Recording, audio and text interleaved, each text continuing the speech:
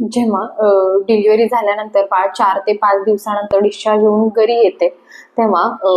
बाळांचे भरपूर प्रॉब्लेम असतात आणि त्यात काही काही धोक्याची लक्षणे असतात, जी आईला वेळेवर ओळखायला यायला हवी. नाहीतर ही धोक्याची लक्षणे आईला ओळखू नाही आली आणि जास्त झाल्यावर तिने डॉक्टरांना दाखवलं, तेव्हा बाळाची कंडिशन जास्त गंभीर झालेली असू शकते. त्यामुळे पुढील काही धोक्याची लक्षणे आहेत ती आईला वेळेत ओळखायला यायला हवी. जसे की बाळ जास्त पिवळं दिसत आहे, बाळ दूध कमी पिते, बाळ जास्त सुस्त झोपून राहतंय, कधी कधी बाळाच्या पायाच्या सायकलिंग मुवमेंट होत आहेत,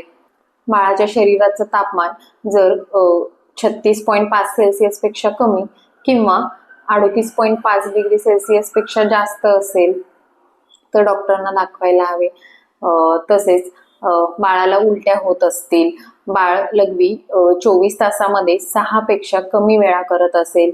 बाळाची ऍक्टिव्हिटी आधीपेक्षा कमी झाली आहे, बाळ श्वास खूप जलद गतीने घेत आहे, श्वास घेताना बाळाचं पोट खालीवर जास्त होतंय किंवा श्वास घेण्यात बाळाला त्रास होतोय, बाळाच्या कानातनं पाणी येते किंवा बाळेच्या नाभीच्या बाजूला लालसरपणा किंवा सूज जाणवत आहे किंवा नाळेतून पिवळा स्त्राव वाहत आहे, तर अशा वेळेस मात्र डॉक्टरांना त्वरित दाखवा.